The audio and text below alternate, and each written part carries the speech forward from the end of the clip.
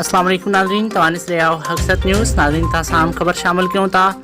नौशर फिरोज़ खान जिथे नींगर सां ज़्यादती कंदड़ मस्जिद जे पेश इमाम जी गिरफ़्तारी लाइ कंडियारो लॻ ॻोठ बुडक जे रहवासी पारां प्रेस क्लब नौशर फिरोज़ अॻियां एहतिजाजी मुज़ाहिरो कयो वियो।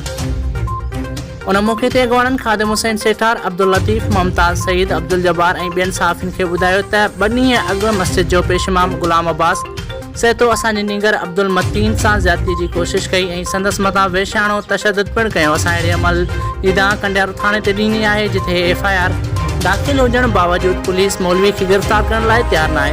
उन्हनि जो चवणो हो त मौलवी ख़ुदि अमल करण सां गॾु क़ुर पाक ऐं मस्जिद शरीफ़ जी बेहुरमती कई आहे, जंहिंखे फौरी तौरु गिरफ़्तार करे ॿियनि मासूम ॿारनि खे ज़्यादतीअ जो निशानो बणाइण खां बचायो वञे। ॿी सूरत में असांजो एहतिजाज जारी रहंदो।